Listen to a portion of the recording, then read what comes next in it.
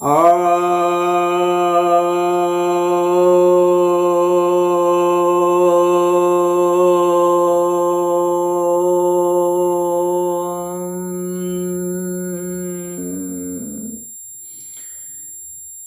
भक्तजनों को सप्रेम नमन। भक्तों, आज मैं आपकी जिज्ञासाओं का कुछ समाधान करने जा रहा हूँ। एक जिज्ञासा ये है, जनता अपने अधिकारों के लिए क्यों नहीं लड़ती?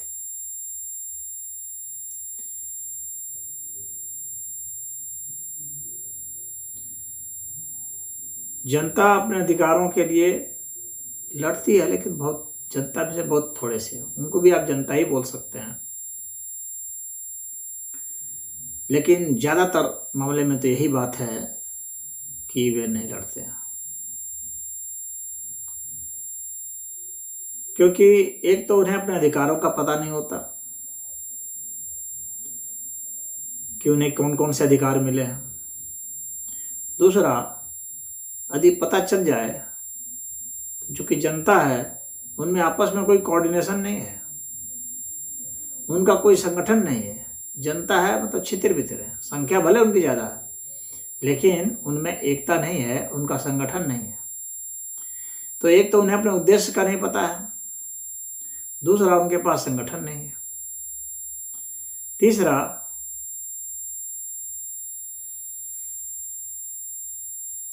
अगर उद्देश्य भी पता हो और संगठन भी हो तो जाहिर सी बात है कि उसके लिए एक नेतृत्व चाहिए, और वह जो नेतृत्व जो होता है तो वह एक विशेष हो जाता है, यानी वह जनता का लीडर हो जाता है।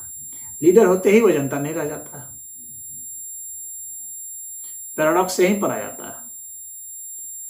जनता का लीडर हो जाने के कारण वह जनता नहीं रह जाता है, यानी सामूहिक नेतृत्व की भावना नहीं होती है। एक कोई नेता बन जाएगा, उसमें वो उनकी आवाज़ बनने की कोशिश करता है।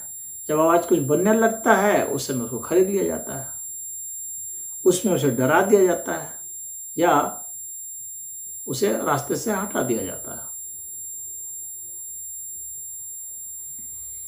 तो जनता फिर वहीं की वहीं, ठगी की ठगी, वैसी की वैसी रह जाती है। एक साथ जनता बिना किसी लीडर के अपने ही एक ग्रुप के रूप में आक्रमण कर दे, हमला कर दे, आंदोलन कर दे, सत्ता को हासिल कर ले, अपने अधिकारों को ले ले, ऐसा होता नहीं है इन संभावनाओं की वजह से जो मैंने पहले बताया। जनता वे इसीलिए हैं क्योंकि वे बहुत बुद्धिमान नहीं होते। अगर हो जाएं तो शक्तिवान नहीं होते, और बुद्धिमान और शक्तिवान हो जाए तो संगठित नहीं होते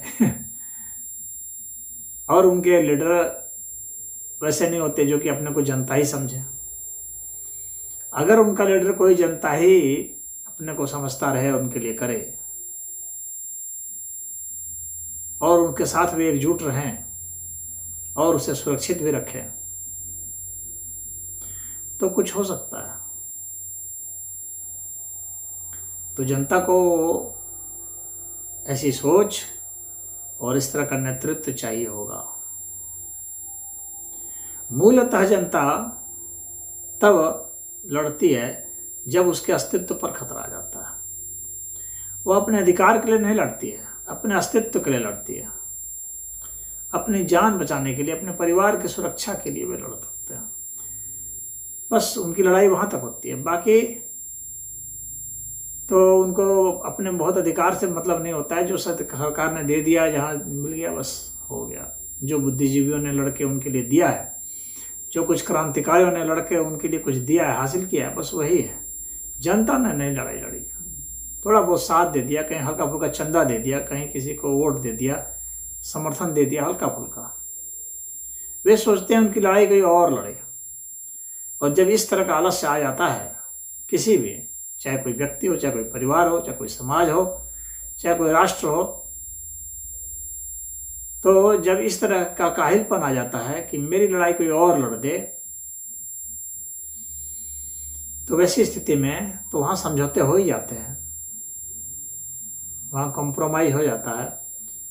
तो इसलिए जनता जो है उनको पूरा वह अधिकार नहीं मिलता है। जो अधिकार कुछ विशेष लोग ले लेते हैं समाज के, वे जनता को नहीं मिल पाते हैं।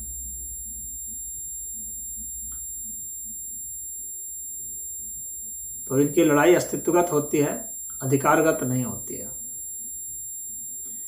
अब इनको इतना ही पुश कर दिया जाए कि इनका जीना हराम हो जाए तो फिर ये विद्रोह कर सकते हैं। और भारत जैसे देश में तो यह और भी संभव नहीं है, क्योंकि भारत इतना साधन संपन्न देश है, यहाँ पर अनाज इतना होता है, कपड़े लत्ते सब हो जाते हैं, तो यहाँ पर लोगों को उतनी दिक्कत नहीं होती है। इन्हें अस्तित्व के विषय में उतना सोचना नहीं पड़ता है। ये जानते हैं कि हम लोग जी लेंगे, क्योंकि इतने संसाधन हैं, यहाँ मरने की नौबत आती नहीं। तो इसलिए यहाँ पर आंदोलन और क्रांतियां नहीं होती हैं।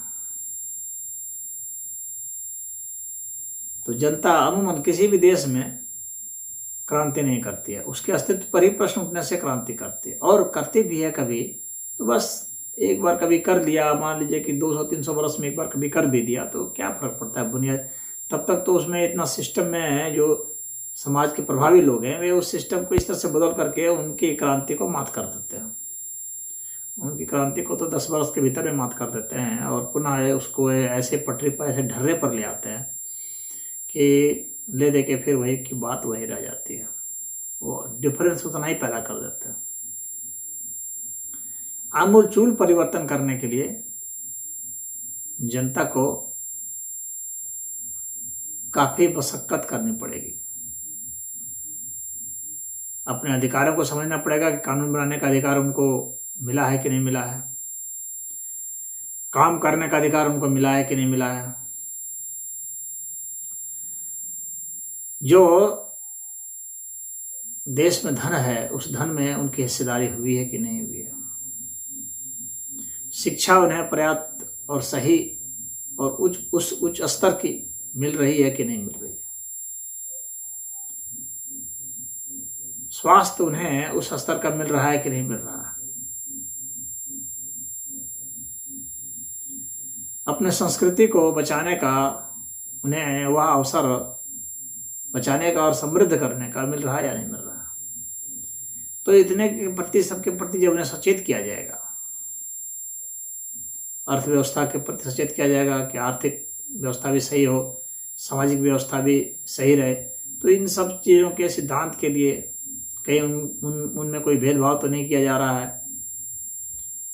तो अधिक से अधिक उनमें कुछ झल्लाहट हो जाती है और आक्रोश थोड़ा सा हो जाता है बस। तो थोड़े से झल्लाहट और थोड़े से आक्रोश से कुछ बहुत ज़्यादा बनता बिगड़ता नहीं है। फ्रस्ट्रेशन में कुछ देर तक करेंगे। वोट जब उस नाम पर वे नहीं देते हैं, तो आज के ज़माने में जब देश में संविधान लागू है और संविधान को बदलने के लिए सत्ता चाहिए, सत्ता के लिए वोट चाहिए, संगठन चाहिए, तो जनता जो टुकड़ों टुकड़ों में बटी है तो उसको राजनेता लोग भुनाते हैं। राजनेताओं से मुक्ति जनता के लिए अनिवार्य है। तो इसलिए जनता को एकजुट होना पड़ेगा और अपने आक्रोश को, अपने अधिकार के लिए उसको उसी हिसाब से वोट भी देना पड़ेगा।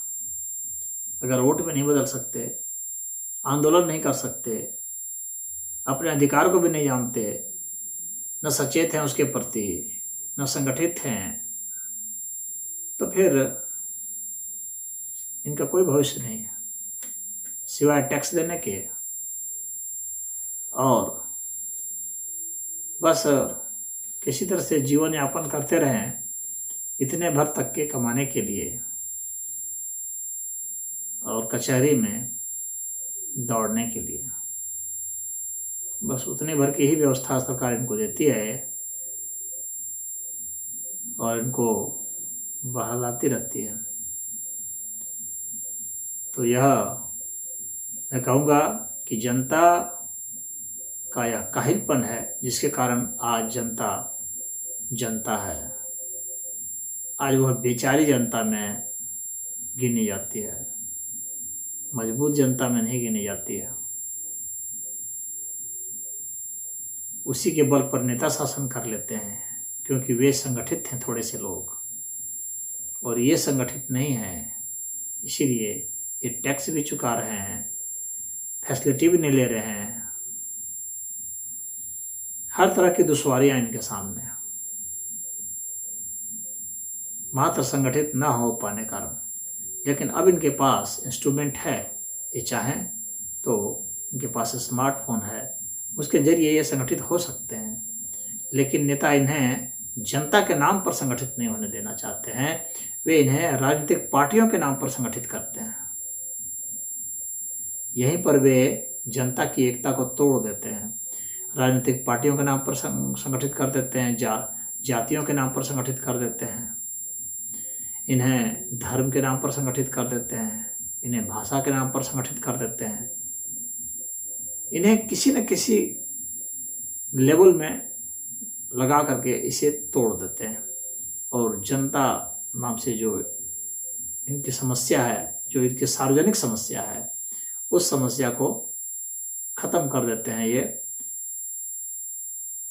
मतलब कि दबा देते हैं। ख़त्म करने मतलब यह है दबा देते हैं। तो ये समस्या इनकी बनी रहती है और इनके संगठन का जो पावर है उसको ये इतनी तरह से विभाजित कर देते हैं कि ये कन्फ्यूज हो जाते हैं और अंत में फिर उन्हीं नेताओं के चरण में गिर पड़ते हैं। तो जब तक ये सभी अपनी सारी पहचानों को ये नहीं खो देंगे और सिर्फ एक जनता की पहचान नहीं ले आएंगे, तब तक तो आंदोलन दिखता नहीं है, तब तक नहीं दिखता कि ये लड़ पाएंगे अपने अधिकारों के लिए, क्योंकि ये भिन्न भिन्न नाम पर संगठित हो जाते हैं। कभी मजदूर के नाम पर हैं, कभी किसान के नाम पर हैं, तो कभी छात्र के नाम पर हैं, तो कभी महिलाओं के नाम पर हैं।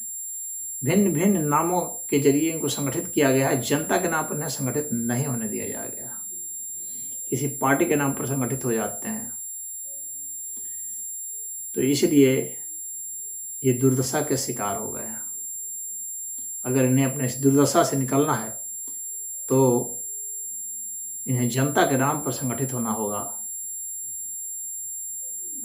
और अपने इस संगठन को अपने अधिकारों के लिए प्रयोग करना होगा। वोट इसको देना पड़ेगा। यह नहीं कि संगठित हो गया फिर वोट दे दिए किसी पार्टी को, अन्य पार्टी को दे दिए, नहीं।